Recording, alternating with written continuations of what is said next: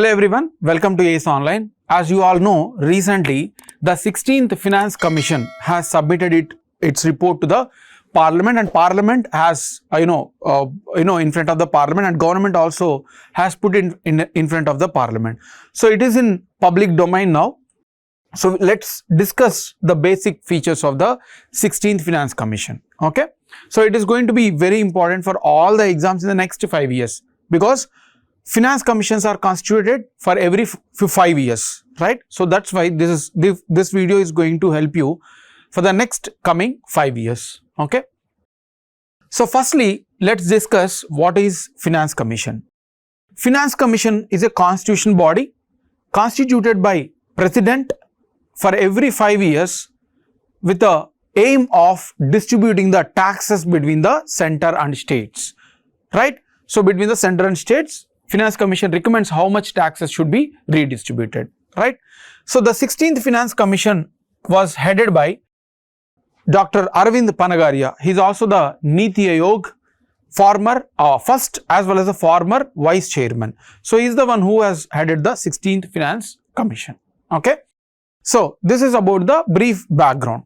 Now, what is the functions of Finance Commission?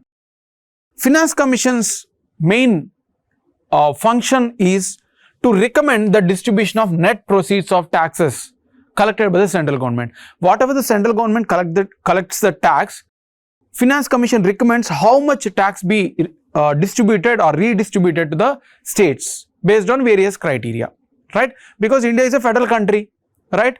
So that's why whatever the taxes collected by the center will be shared with the states. This is recommended by the Constitution itself, right? So that is the duty of Finance Commission. Then in the Constitution, we have two kinds of grants. Grants are the money given by the center to the states without any obligation to pay back for the states. So states no need to pay back to the center. It is a grant, one-way payment. So there are two kinds of grants in the Constitution. One is statutory grants under Article 275, and then there are discretionary grants under Article 282. Statutory grants are mandatory for the center to share with the states, whereas discretionary grants are discretionary grants are the not mandatory one, rather they are discretion for the center to share with the states. So there is no mandatory or obligation to share this grants with the states on the center. But for statutory grants, there is an obligation, right? So Finance Commission also recommends how these statutory grants or discretionary grants has to be shared with the states, right? So this is also the second function. First is to share the net proceeds of the taxes. Second is to share the grants with the states. To grant the money from the center to the states is also recommended by the Finance Commission, right? Also, this is the second function. This is the first function. Third function, you might be all aware that we have a panchayats and municipalities established under 73rd, 74th Constitutional Amendment Act, and the finances for these panchayats and municipalities are shared by the state. Okay, state on the recommendation of the State Finance Commission. So for every state we have a State Finance Commission, and State Finance Commission recommends how this money of the state can be shared with the panchayats and municipalities. But the panchayats and municipalities across the states are not getting sufficient money from the state legislature or state governments. So that's why central government through Finance Commission, Central Finance Commission also is sharing some amount of money to the panchayats apart from the money that is given by the states, right? So the third function of Central Finance Commission is to augment or to support the panchayats and municipalities with extra finances from the center, because decentralized government is very important for the country's growth. So that is the third function of the Finance Commission. Then fourth function is to suggest any measures or to advise any measures for the president, if any. If president asks some questions related to the finances, that also they need to give answer to the president. So any advice to the president, whatever asked by this respective person, that is president. So all these are the functions of the Finance Commission, which was clearly mentioned under Article 280. So Finance Commission is a constitutional body under Article 280, and their functions also clearly mentioned under the Article 280. right? And for our exam perspective, the questions can come from previous finance commissions also. So you need to know who are all the chairmen. Maybe in the exam perspective, they are asking most frequently the first finance commission chairman. And not only that, they may ask you to arrange the chronological. So they are giving 2, 3 or 3, 4 finance commission chairmen, and they are asking you to arrange in a chronological manner, right, in time bound. So let's see quickly about the previous finance commissions as well.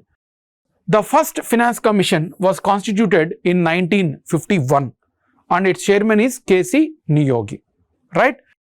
And the tenure which it recommended the finances distribution is between 1952 to 57, right? Then second finance commission was constituted in 1956 and the chairman was K. Santanam, right? And the operation duration is 1957 to 62. Then we have third finance commission established in 1960 and the chairman was A.K. Chanda, right? And the tenure of distribution recommended was between 1962 to 66. Then we have fourth finance commission established in 1964 and it is headed by P.V. Rajmannar and the tenure that it has recommended is 1966 to 69. Then we have fifth finance commission established in 1968. It is headed by or chaired by Mahavir Tyagi, okay? And the tenure of recommendation is between 1969 to 74. Then we have sixth finance commission established in 1972 and it is headed by Brahmananda Reddy and they have recommended finances between 1974 to 79, right? Then we have seventh finance commission established in 1977 and it is headed by J.M. Shelat and the tenure was between 1979 to 84. Then we have 8th Finance Commission established in 1983. So this is the year when India won the first Cricket World Cup and its chairman was Y.B. Chavan and the tenure of recommendation was between 1984 to 89. Then we have 9th Finance Commission established in 1987. It is chaired by N.K.P. Salve and the tenure of recommendation is 1989 to 1995. Then we have 10th Finance Commission, 1992 was the established year and the chairman is K.C. Pant and the recommended tenure was between 1995 to 2000. Then we have 11th Finance Commission established in 1998 and the chairman was A.M. Kushro and the tenure was 2000 to 2005. Then we have 12th Finance Commission established in 2002. It is headed by C. Rangarajan and the tenure was 2005 to 2010. 13th Finance Commission was established in 2007 and it is headed by Vijay Kelkar. Tenure was 2010 to 2015. 14th Finance Commission established in 2013. It is headed by Y.V. Reddy and the tenure was 2015 to 2020. 15th Finance Commission was established in 2017 and it is headed by N.K. Singh and the tenure was between 2020 to 21 and 21 to 26 extended, right? Then we have recent 16th Finance Commission established in 2023 and it is headed by Arvind Panagaria and the tenure was for 2026 to 31. So that is about the background of finance commissions. Now we will discuss the key recommendation of 16th Finance Commission. Firstly, divisible pool, right? So divisible pool, that means how much center has to share with the states. So the total net taxes that center going to share with all the states together is 41%. But this 41% is not equally shared with all the 28 states. It is shared differently with different states. Okay? How? We will see that in the coming slide. And the share is unchanged. The same 41%, whatever was recommended now, is similar to the 15th Finance Commission which recommended last year. There is no change because Finance Commission said that there is no scope to decrease less than this. So this is a basic. So that's why there is no change. Then the divisible pool was calculated from the gross tax revenue of the center, excluding the cost of tax collection. So central government incur a lot of costs in collecting the taxes, because they need to pay salaries, they need to pay some money to the systems, infrastructure and all. So out of the total gross revenue, they will reduce the cost of tax collection, and then remaining whatever the amount, out of that 41% is shared with the states. Also, cess and surcharge is not part of this 41% divisible pool. Why? Cess is the tax on tax charged by central government for specific purpose. For example, education cess or agriculture cess, right? Similarly, surcharge is the tax on tax, but it is not collected for specific purpose. Rather, it is open for the central government to do expenditure for whatever purpose they want. So, both cess and surcharge are not part of the divisible pool. It is completely for the center. So, this is also not part of the divisible pool. Now, on what criteria this 41% can be shared with the states? Central government has taken recommendation from Finance Commission, and Finance Commission has recommended these criteria, how much weightage to be given. First, income distance, the weightage is given with 42.5%. Last Finance Commission gave 45%, now it is reduced to 42.5%. Then we have population. Population criteria was increased to 17.5%. Last Finance Commission gave weightage of 15%, but this Finance Commission gave weightage of 17.5% to the population. Then demographic performance. It is not about the total population, rather it is about the performance of the states. Now, the earlier weightage was 12.5%, but now it was given with the 10%. Then we have area, right? Area wise, how much weightage for area? Earlier it was 15%, but now it is 10%, reduced by 5%. So, based on the state's area also, they gave weightage of 10%. Then for forest, the weightage was given same as last year, that is 10%. Tax and physical efforts, last Finance Commission has recommended based on this, gave 2.5% weightage, but now it was completely omitted. New indices was introduced, that is contribution of state to the national GDP. 10% was given. So, whatever the states that are contributing more money to the national GDP, they are given with the 10% weightage. So, these are the new weightage areas given by the 16th Finance Commission. Now, we need to know what is income distance and all. You may get confused in the exam. So, income distance means it is a difference between the average of top 3 states, let's say Gujarat, Maharashtra, Tamil Nadu, their per capita GDP, per person, how much GDP is contributing. So, top 3 states average per capita minus the respective state which we are giving the grants. So, that is the income distance. So, it is the difference between the average of top 3 states per capita GDP minus that is difference with the respective state. So, this is to ensure that states are getting good contribution which are lagging behind. That means whichever states are lagging behind in the performance of per capita, they will be given with the more funds. So, it is like a federal nature. That means states which are lagging behind, poor states, we need to give more funds. So, that is the basic rationale behind this. Then population, according to 2011 census, this is same as last Finance Commission itself. Demographic performance was slightly changed. Last Finance Commission, they gave weightage based on TFR, total fertility rate. Total fertility rate means on an average, a woman is given to how many children, gives rise to how many children on an average. So, this was the last Finance Commission recommendation, but now this Finance Commission recommendation changed from it was changed not from TFR to the performance between 1971 to 2011. How states have reduced their population between 1971 to 2011. So, based on that, they gave the demographic weightage of 10%. Then we have forest. Last Finance Commission, they have estimated the overall forest area by including only dense and moderately forest.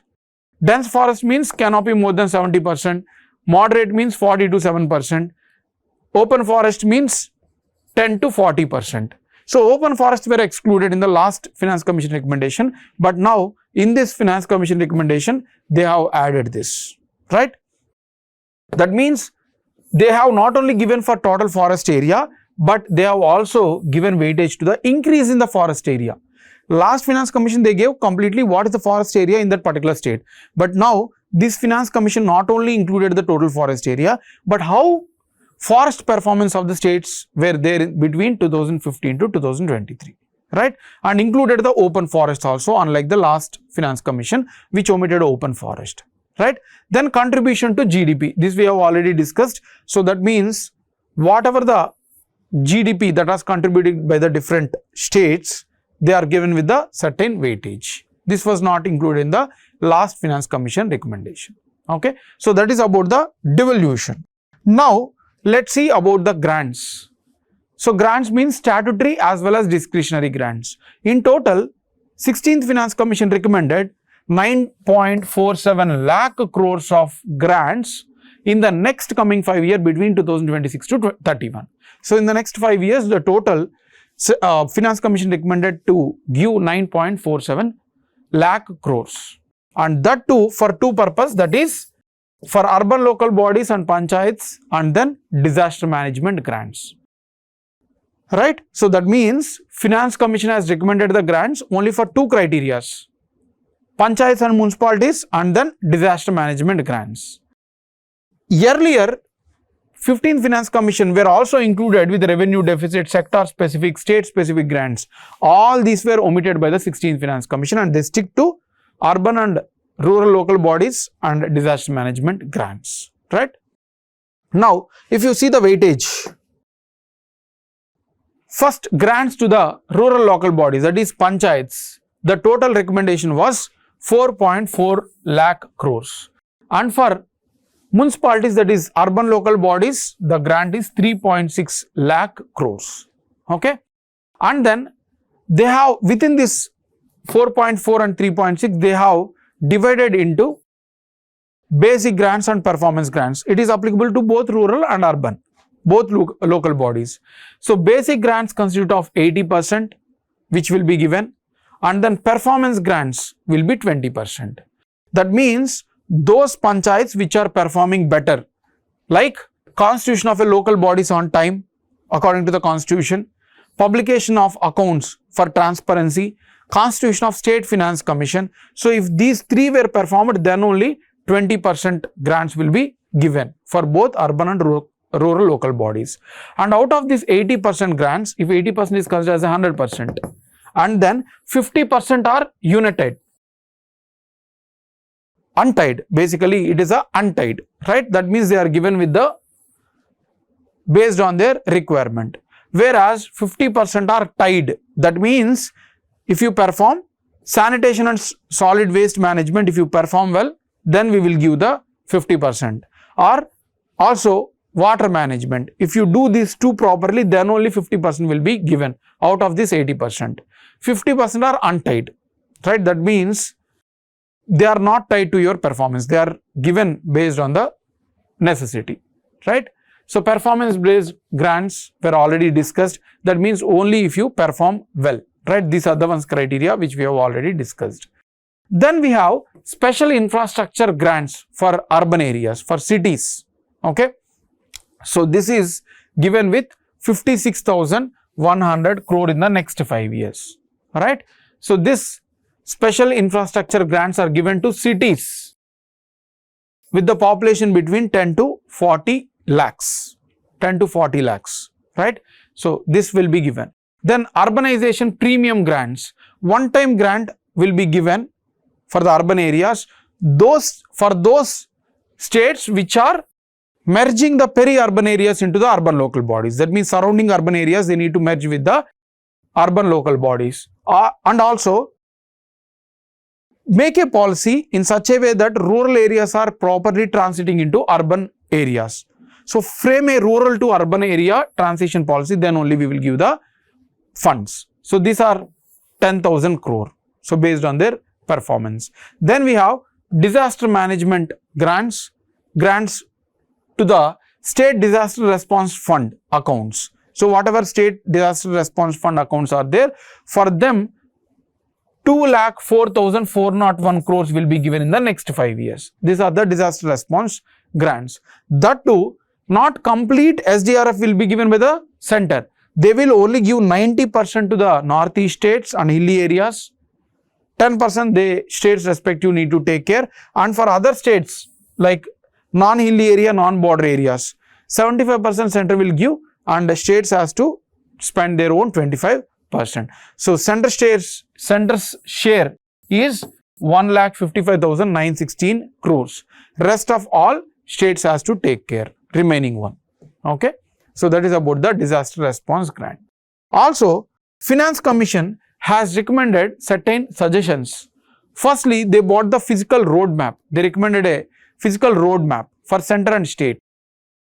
For center, they said that your physical deficit means the amount of debt that government is borrowing in that 1 year. Your debt should be, physical deficit should be 3.5% of GDP by 2030-31. By the year 2030-31, you should achieve 3.5% of GDP as your physical deficit. And for states, they said that you should keep this at 3% of GSDP, right? Then, advised strict off-budgetary borrowings. Off-budgetary borrowings means those money which are borrowed by states which are not planned in the budget. So, whatever the extra budgetary borrowings are there, those called as off-budgetary borrowings. Okay. So, they said that be very strict. Also, make all off-budgetary borrowings as part of the budget. Be very transparent. Be, very accountable to your off-budgetary borrowings. Also, it recommended that physical deficit definition has to be changed, which must include off-budgetary borrowings. If center is borrowing out of the budget, which they have mentioned, that also should be part of the physical deficit. So, that is also recommended by the Finance Commission. Then, it also recommended overall debt, not physical deficit. Physical deficit means 1 year debt. Overall debt means that was accumulated over the years. So, that should be 77.3% of GDP. Together, center and states together, overall debt should be 77.3% of GDP by 2026-27 financial year, and it should be 73.1% by 2030-31. Then power sector reforms. The Finance Commission has recommended that all the DISCOMs, distribution companies currently owned by the states, they are creating a lot of burden on states because they are at losses. So, do privatize. Let them privatize this. This is a recommendation made. And whatever the debt on the name of state government, because DISCOMs are part of state government, so there is a debt. That debt will be wiped out by creating a special purpose vehicle for it. So, some funds will be allocated, special purpose vehicle will be created, and the funds will be wiped out of the debt on the name of the state when they have privatized all the DISCOMs in the states. So, if they privatize, then all the debt will be wiped out using the special purpose vehicle. So, there won't be any debt on the states. Also, subsidy expenditure. There is no specific recommendation as numbers, but Finance Commission said that reduce your revenue expenditure. Don't give too many subsidies, schemes and all and waste the money of the public, taxpayers.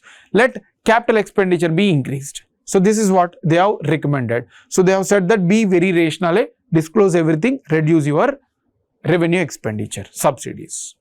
Then public sector enterprises. Whatever state public sector enterprises are there, government companies owned by states, there are around 308 which are waste. That means they are not performing or either they are at very much big losses.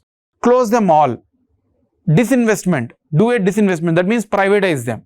Make a uniform disinvestment policy. Central government has a uniform disinvestment policy, but states do not have a disinvestment policy. So, please make a disinvestment policy such a way that all the loss-making state PSUs, those 308 should be privatized, right? Also, those PSCs, state PSUs, which are in losses in last 3 years out of 4 years, let's disinvestment them. Let's also privatize them. Okay. Also, it allowed, Finance Commission recommended that to close all the government PSCs and disinvestment them. So, make them privatize. So, it has given power to the cabinet. So, this is all the PSCs reforms. Now, we have already discussed the devolution, that is 41%. Based on the criteria of demographic dividend, demographic performance, population, GSDP contribution, GDP contribution, we have seen the criteria, forest and all. So out of that, which states has got the highest? You might be aware that UP has the highest population, so also area. So they were given, if you consider 41% as a 100%, let 41% be converted into 100% and then we will calculate. So highest state received the funds is UP, then Bihar. 9.95% of all the 41%, which is considered as 100%, right? And least was given to Sikkim 0.34% and then Goa 0.37%. These are the top two and bottom two states. Then we have discussed special infrastructure grants to states. So it is given to these cities, right? Specifically for cities: Pune, Jaipur, Lucknow, Kanpur, Nagpur, Indore, Bhopal, Visakhapatnam, Patna, Vadodara, Ludhiana. You can refer to your own state, which will be more important. Faridabad, Rajkot, Dhanbad, Amritsar, Howrah, Ranchi, Coimbatore, Vijayawada, Jodhpur, Madurai and Raipur. So for these cities, special infrastructure components were given which perform well with regard to the regulation of wastewater. Okay. Then we have state-wise details of the grants. Okay. Statutory as well as the discretionary grants. So whatever state you are preparing for, so you need to know about their details. You don't need to worry about the all states. So let's say you are from Andhra Pradesh, then you need to know that basic rural local body grants are 13,302 crores.